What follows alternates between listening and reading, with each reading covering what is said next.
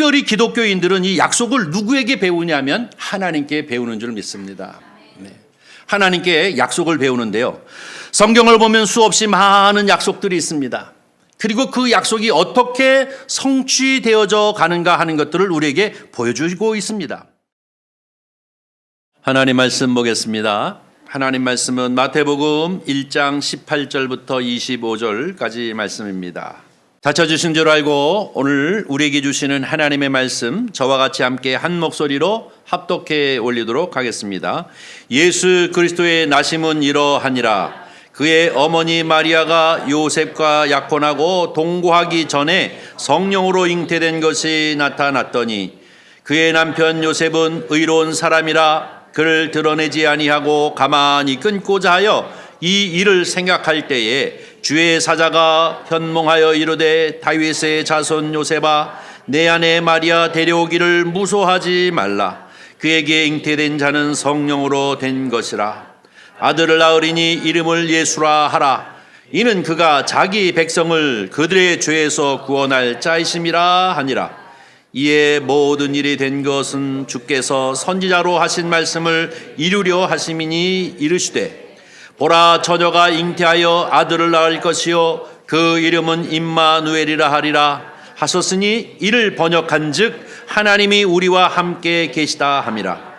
요셉이 잠에서 깨어 일어나 주의 사자의 분부대로 행하여 그 아내를 데려왔으나 아들 낳기까지 동침하지 아니하더니 나음의 이름을 예수라 하니라. 아멘. 오늘 함께 읽은 말씀 마태복음 1장 18절서부터 25절까지는 이 말씀을 통해서 저와 여러분이 함께 은혜를 나눌 제목은 약속대로 오신 예수님입니다. 저를 한번 따라해 주세요. 약속대로 오신 예수님. 한 번 더 하겠습니다. 약속대로 오신 예수님. 네, 우리는 이제 12월을 시작하면서 이 대림절 기간을 지내고 오늘 이제 성탄의 아침을 맞이하게 됐습니다. 이 성탄의 아침을 맞이하면서 우리의 인생을 가만히 돌아보면 우리는 수없이 많은 약속 속에 살아가는 사람들입니다. 개인과 개인 관계에 시간 약속이 있는가 하면 그것은 작은 약속이라고 한다면 큰 약속을 보면 또 우리가 결혼을 하면서 혼인 약속을 하는 이런 것들은 큰 약속입니다. 뿐만 아니라 우리가 법규를 지키면서 살아간다는 것도 일종의 약속의 하나인 것입니다. 우리가 정말로 이 인생을 살아가면서 가장 기본이 되어지는 것이 무엇이냐면 약속을 지키는 것이라고 믿습니다. 그래서 우리는 자녀들에게 이 약속을 가르쳐 줄 때가 참 많이 있는데요.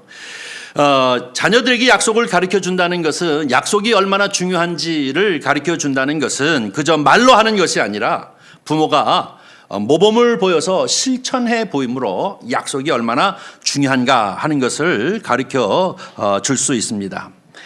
말로만 하고 행동이 따르지 않는다면 그것은 가식이고 거짓에 지나지 않습니다. 그것은 모든 권위를 잃습니다. 그러나 약속을 반드시 지키는 이러한 기본을 잘 감당하게 되어지면 결국 이것이 우리를 행복하게 하고 또 이것이 우리의 삶을 이제 복되게 하는 삶을 살게 되어지는 줄 믿습니다.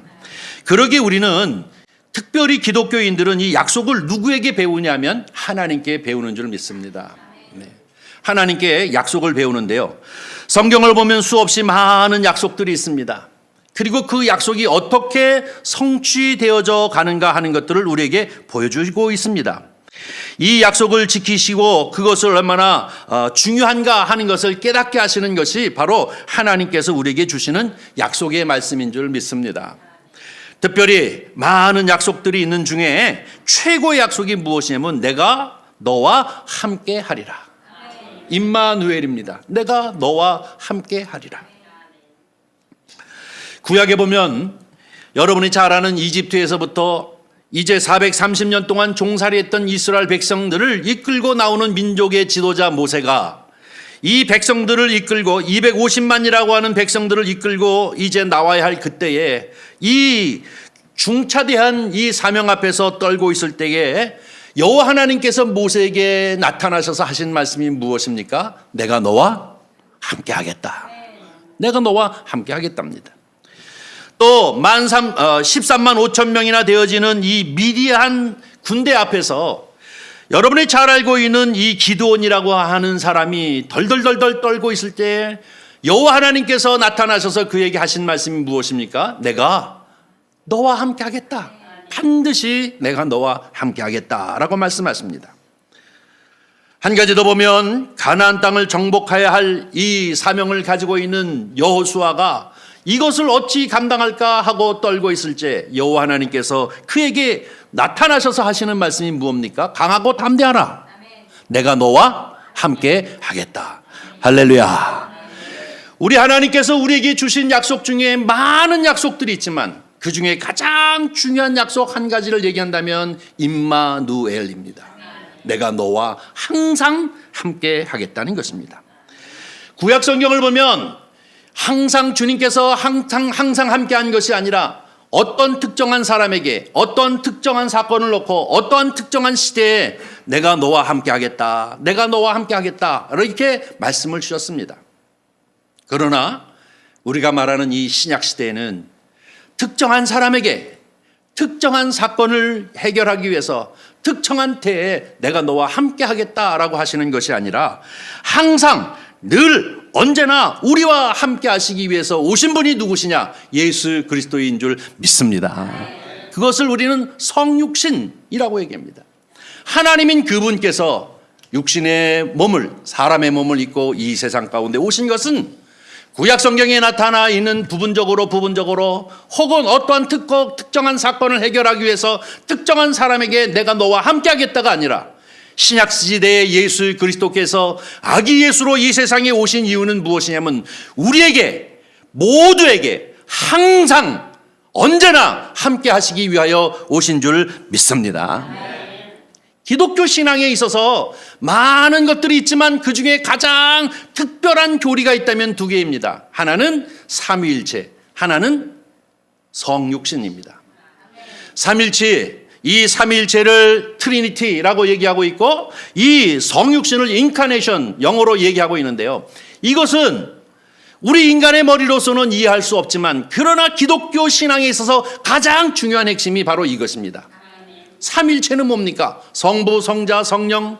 이 삼위는 곧 한 분이시면서 삼위로 나타나시는 삼위일체 하나님임을 믿습니다. 이 세상을 창조하시는 성부 하나님, 그리고 우리 인류를 구원하시기 오시는 바로 예수 그리스도 성자 하나님, 그리고 우리 가운데 우리를 성전 삼고 들어오셔서 우리를 언제나 견인해 나가시는 하나님, 성령 하나님인 줄 믿습니다. 이해하기 힘듭니다. 그러나 성경, 특별히 성경을 통해서 우리에게 가르쳐 주시는 이 말씀은 바로 이 신비 하나님, 삼일체 하나님을 우리는 분명히 믿습니다. 또 한 가지 특성이 무엇입니까? 하나님, 완벽하신 그 하나님께서 가장 불안한 인간의 몸을 입고 이 세상 가운데 오셨다고 하는 것, 이 성육신, 바로 거룩함이 육신을 입고 이 세상에 오셨다고 하는 이 성육신, 인카네이션이라고 하는 것은 이해할 수 없는 것이지만 그러나 이것을 통해서 우리에게 구원하시기 위하여 우리와 항상 함께 하시기 위하여 오신 분이 예수 그리스도인 줄 믿습니다. 이것이 바로 성탄의 기쁨이요, 성탄의 아침에 하나님을 믿는 믿음의 사람들이 다 환호하고 기뻐하는 이유가 바로 여기 있는 줄 믿습니다. 다른 종교들은 고행을 통해서나 아니면 도를 통해서나 뭐 여러 가지 수단이나 방법을 통해서 신을 향하여 찾아가고 있지만 기독교의 가장 특성인 것은 무엇입니까? 인간으로서는, 인간의 불완전한 것으로서는 하나님을 찾아갈 수 없는 것을 하나님은 너무나도 잘 알고 계시기 때문에 그분께서 친히 우리에게 찾아와 주신 것이 기독교의 특성인 줄 믿습니다.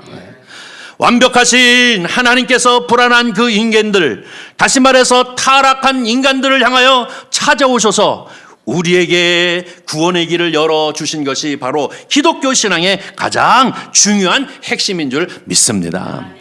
오늘 저와 여러분이 함께 읽은 본문 말씀, 바로 마태복음 1장에 있는 이 18절서부터 오늘 읽은 말씀까지의 이 말씀은 25절까지 말씀은 바로 예수 그리스도께서 어떻게 이 세상에 오셨는가 하는 모습을 기록하고 있는 것이 바로 오늘 본문 말씀입니다. 특별히 성경을 보면 아기 예수 그리스도의 탄생하는 사실을 아주 자세하게 기록하고 있는 곳은 두 곳입니다. 한 군데는 마태복음 1장이고 한 군데는 누가복음 1장에 기록되어져 있습니다. 그런데 마태복음 1장은 요셉이라고 하는 사람을 관점으로 해서 기록하고 있고, 누가복음은 우리가 이제 3주 동안 보았던 것처럼 마리아의 관점에서 기록되어지고 있습니다. 한쪽은 요셉의 관점, 한쪽은 마리아의 관점에서 기록하고 있는데, 이 마태복음과 누가복음에 나와 있는 예수 그리스도의 이 탄생 사건에 대한 아주 양쪽이 다 공통점은 무엇이냐 하면 바로 아기 예수 그리스도께서는 성령으로 잉태하셨다는 겁니다. 믿습니까? 우리는 매 주일마다 아니면 새벽 기도마다 이제 사도신경을 가지고 신앙 고백을 하는데 뭐예요? 동정녀 탄생. 이것은 무엇입니까? 성령으로 잉태하셨다라고 하는 것을 우리는 분명히 믿습니다. 마태복음 1장 18절 말씀을 보면 뭐라고 얘기하고 있습니까? 1장 18절에 보니까 얘기하기를 뭐라고 얘기하고 있냐면, 당시 풍습은 약혼한 후에 이 약혼한 지 1년 동안은 각자 집에서 부모의 집에서 살고 있다가 1년이 지나고 난 다음에 그리고 난 다음에 이제 결혼식을 하게 되어지는데요. 요즘과는 이 약혼의 차이가 조금 다르게 있습니다. 어떤 차이가 있는가 하면 지금은 이 약혼을 했다고 하는 것은 사실상 결혼의 효과를 갖지는 않지만, 당시 고대 사회, 특별히 이 이스라엘 사회에서는 약혼을 했어도 결혼한 것과 같이 동침하고 하지 아니하고 각자의 집에서, 부모님 집에서 1년을 있다가 결혼하게 되지만, 각자의 집에서 1년 동안 있다가 혹 남편이 어떤 병이 들어서 죽게 되어지면 이 여인은 결혼하지 않았어도 과부로 취급했습니다. 미망인으로 이제 취급했던 것입니다. 그렇다면 요즘에 이 약혼과는 아주 더 강화되어져 있는 그런 형태였던 것을 우리가 알 수 있습니다. 그런데 오늘 본문 말씀에 보니까 이 약혼하고 난 다음에 아직 결혼하지 않은 이 상태에서 마리아가 잉태를 했다는 겁니다. 이 잉태한 사건을 이 요셉이라고 하는 사람이 그 소식을 듣고 처하는 태도를 뭐라고 마태복음은 표현하고 있느냐면, 그는 요셉은 의로운 자다라고 이렇게 얘기하고 있는 것을 보습니다. 그의 남편은 요셉은 의로운 사람이라고 표현하고 있는데, 이 의로운 사람이라는 얘기는 무엇이냐면, 자, 약혼을 하고 결혼하기 이전에 여인이 잉태를 했다는 것은 소위 얘기해서 세상적 표현으로 간음 행위를 행했기 때문에 그 여자는 유대법에 의하면 돌로 사람들이 들어서 쳐 죽여야 될 죽음에 이르게 되어질 수밖에 없는 상황이었습니다.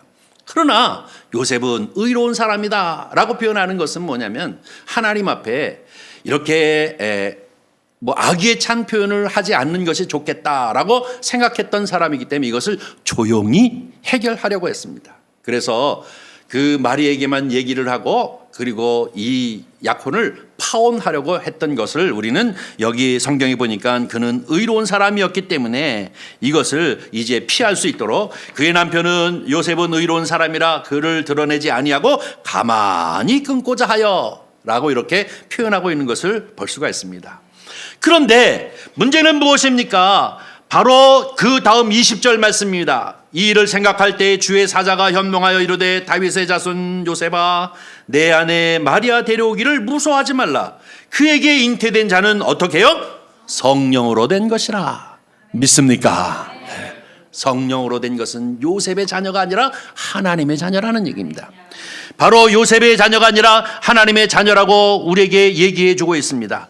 바로 예수 그리스도는 요셉의 가문을 통해서 이미 구약에 예언되어져 있는 것처럼 다윗의 후손을 통하여 메시아가 올 것이다 라고 하는 이 약속의 말씀을 따라서 바로 이 다윗의 후손이었던 요셉의 가문을 통해서 성령으로 잉태하여 오신 분이 바로 예수 그리스도, 그러기에 그분 하나님의 아들인 줄 믿습니다. 우리가 하나님의 아들이라고 고백하는 이유가 바로 여기 있는 것입니다.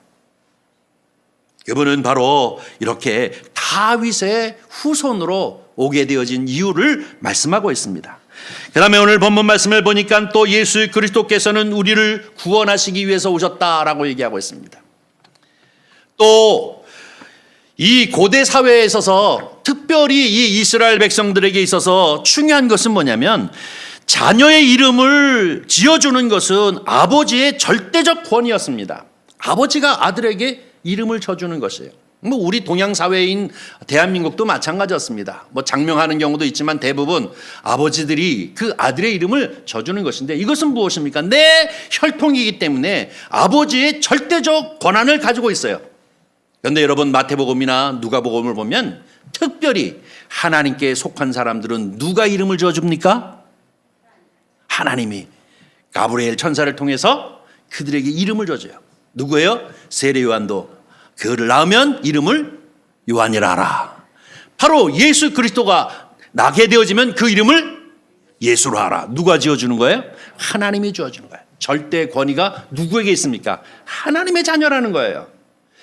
사람인 자기 육신의 부모가 그에게 이름을 지어준 것이 아니라 계속해서 가브리엘 천사를 통해서 그들에게 이름을 지어줬다고 하는 것은 바로 하나님의 자녀라고 하는 것을 증거하고 있는 말씀이 바로 이것입니다.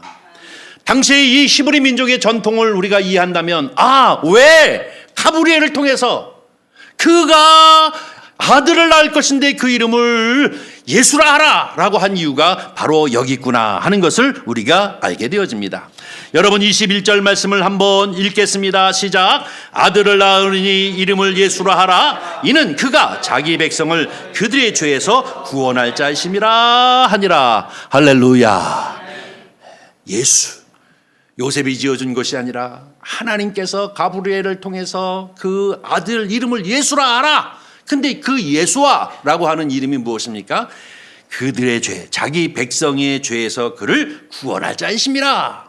바로 그분이 오신 이유가 여기 있습니다. 어떻게요? 구원하기 위해서.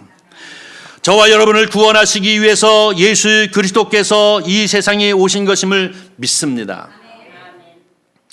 우리 인류가 이 언어를 쓰고 문자를 쓰면서부터 인류가 시작되어졌다라고 얘기한다면 그 이전에 이 삶도 있었겠습니다만은 우리 인류가 그 살아가는 동안이 보면 약 한 3,400년 정도쯤 된다고 합니다.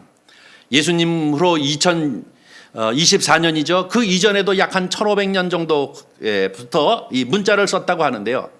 그런데 이 3,400년 동안 전쟁을 했던 시기가 어느 정도 되어지느냐 그랬더니 단 268년만 이 인류가 전쟁을 하지 아니하고 나머지는 매일 지구촌 어디에선가 전쟁을 했다는 거예요.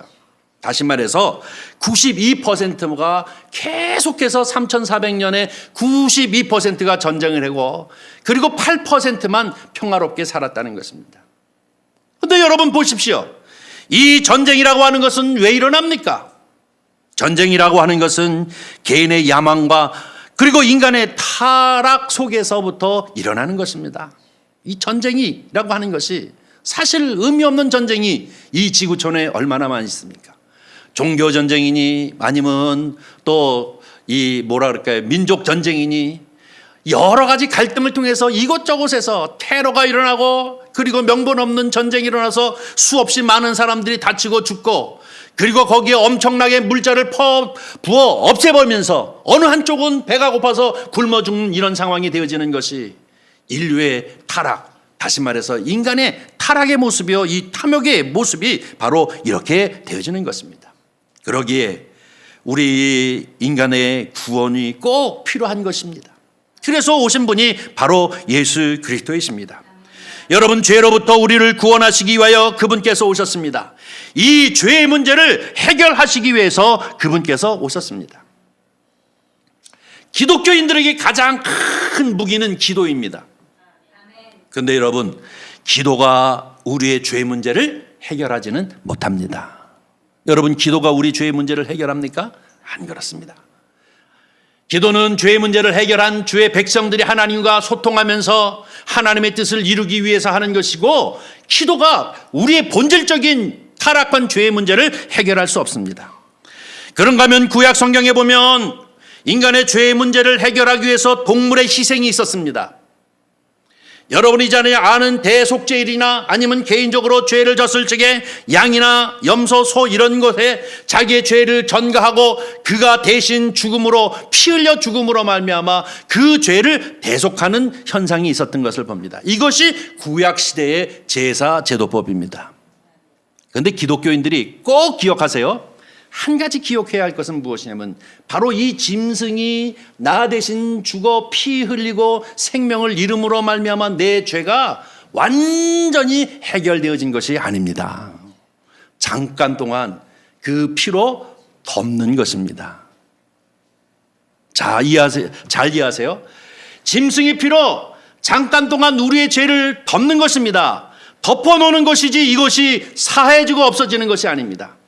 그러기에 매년마다 또 죄를 질 때마다 제사하고 또 제사하고 제사하는 것입니다.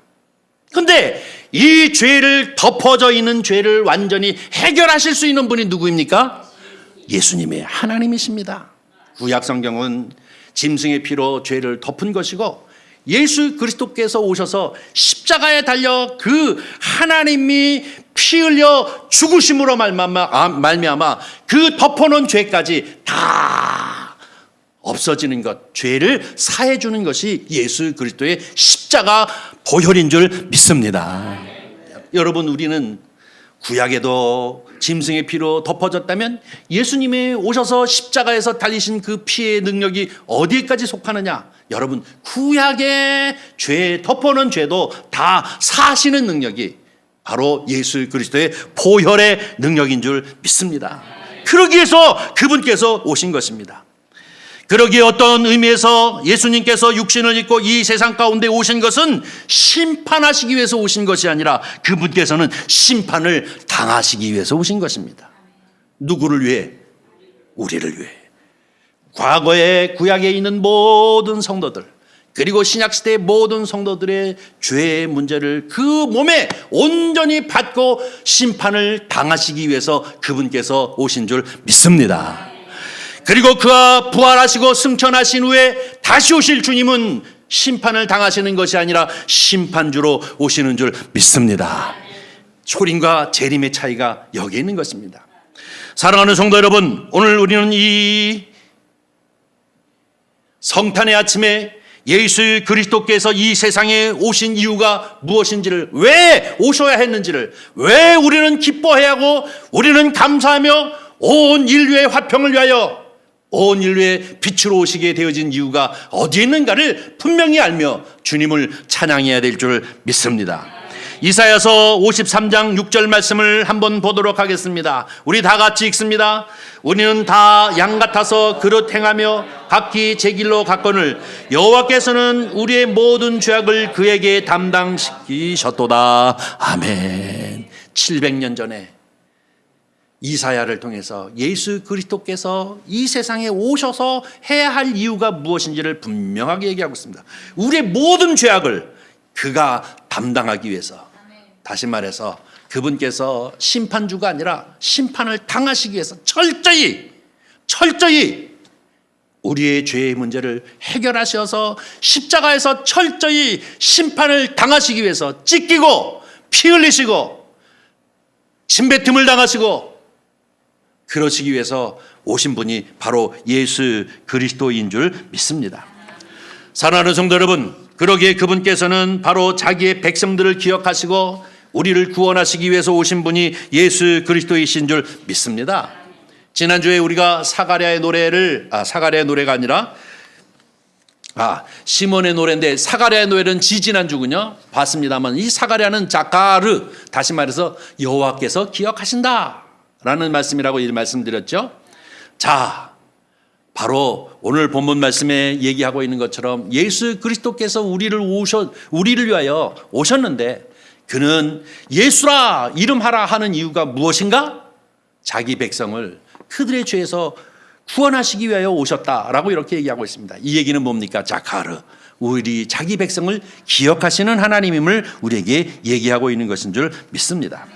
사랑하는 성도 여러분, 저와 여러분은 하나님의 백성입니다. 그러기에 바로 우리를 기억하고 계시는 분이 바로 우리 주님이심을 우리는 분명히 믿습니다. 그분께서 시편 130편 8절 말씀을 한번 보겠습니다. 다 같이 읽습니다. 그가 이스라엘을 그의 모든 죄악에서 속량하시리로다. 아멘. 속량이라는 건 뭐예요? 값을 대신 지불했다라는 뜻입니다. 우리의 죄의 값을, 그 죄의 값을 대신 지불하시기 위해서 오셨다라고 얘기하고 있습니다. 여러분이 어떤 이제 부채가 있다면 이것을 다 예수님께서 친히 그 몸값으로 모든 것을 지불하고 우리는 이제 다시 하나님의 백성으로서 소유권이 하나님에게 속한 주님의 백성인 줄 믿습니다. 저와 여러분은 하나님의 백성입니다. 저와 여러분은 하나님에게 속한 자들입니다. 왜 예수 그리스도께서 우리를 위하여 십자가에 달려 죽으신 이 속죄의 은혜로 저와 여러분은 하나님의 백성이 된 줄 믿습니다. 그러니 어찌 우리가 이 성탄의 아침에 기뻐하지 아니할 수 있습니까? 저와 여러분은 한없이 기쁘다 구주 오셨네 하며 기쁨으로 주님을 찬미하는 아름다운 성도님들이 되시기를 주님의 이름으로 간절히 축원합니다. 마지막으로 그분께서 오신 것은 약속대로 오셨다라고 오늘 본문 말씀에 우리가 얘기하고 있는 것처럼 철저히 약속하신 대로 오셨습니다. 여러분이 잘 알다시피 성경에 보면은 이제 뭐라고 이루려 하심이라라고 얘기하고 있는데 마태복음 1장 22절에도 이루려 하셨다라고 얘기하고 있습니다. 1장 22절에 보니까 이룬다라고 하는 것인데요. 특별히 마태복음에 이런 기록들이 참 많이 나옵니다. 여러분이 잘 알다시피 예수님께서 어린 시절에 애굽으로 피신하셨을 적에 바로 성경에 약속한 대로 이루려 하심이라라고 얘기하고 있고요. 그런가 하면 나사렛에서 어린 시절을 보냈을 때도 바로 성경에 얘기한 것처럼 바로 성경을 응하게 하려 함이라 이루려 함이다라고 얘기하고 있습니다. 그뿐만 아니라 여러분이 잘 알다시피 갈릴리에서부터 사역 초기를 시작한 것도 성경의 예언대로 이것을 이루려 함이라라고 얘기하고 있고요. 또 뿐만 아니라 여러분이 잘 알고 있는 예루살렘 입성하실 때 어린 나귀를 타고 올라가신 것도 스가랴에 예언되어져 있는 대로 그것을 이루려 함이라고 얘기하고 있습니다. 그런가 하면 그 제자 중에 한 사람이 예수 그리스도를 배반할 것도 그것을 이루려 함이라라고 이렇게 얘기하고 있고요. 그런가 예수 그리스도께서 십자가에 달려 죽으시되 뼈는 상하지 아니한다라고 하는 이 구약의 예언을 이루려 합니다라고 이렇게 얘기하고 있습니다. 마태복음에는 12번이나 이루려 하심이니라고 하는 성취에 관한 이야기를 하고 있습니다. 이 얘기는 예수 그리스도께서는 어쩌다 보니까 우연히 이 세상에 오신 것이 아니라 만세전부터 하나님이 디자인하시고 계획하시고 하나님께서 많은 선지자들로 하여금 예언시키시고 그 예언대로 그분께서 친히 사람의 몸을 입고 이 세상 가운데 오셔서 친히 우리의 죄를 위하여 철저히 심판당하시고 죽으신 후에 부활하셔서 우리와 함께 하시는 분이 성령을 통하여 우리와 함께 하시는 주님이신 줄 믿습니다. 그러기에 마태복음 1장 23절 보겠습니다. 1장 23절 아니라 28장 20절도 보겠습니다. 우리 다 같이 함께 했습니다. 내가 너에게 분부한 모든 것을 가르쳐 지켜 행하라. 볼지어다 내가 세상 끝날까지 너와 항상 함께 있으리라 하시니라. 아멘. 이것은 뭐예요? 죽으시고 부활하신 후에 하늘에 올라가시면서 하신 말씀입니다. 그런데 마태복음 오늘 본문 말씀 읽었던 1장 23절에도 임마누엘 내가 너희와 항상 함께하리라 라고 말씀하고 있습니다. 사랑하는 성도 여러분, 결론을 내리고자 합니다.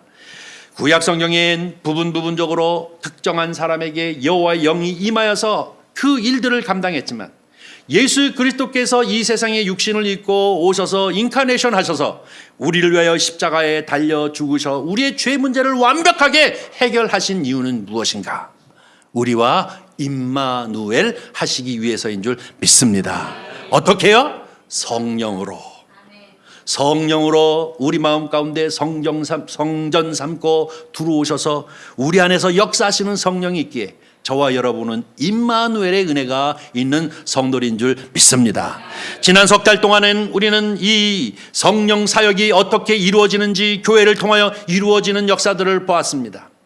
사랑하는 성도 여러분, 저와 여러분은 바로 이렇게 임마누엘, 하나님이 내가 너와 함께한다, 영원히 함께하신다 라고 하시는 이 말씀을 아멘 하고 받고, 언제나 주님의 은혜 가운데 주의 인도하심을 따라서, 주께서 말씀하심을 따라서 살아가는 복되고 복된 성도가 되어지기를 주의 이름으로 간절히 축원합니다. 기도하겠습니다.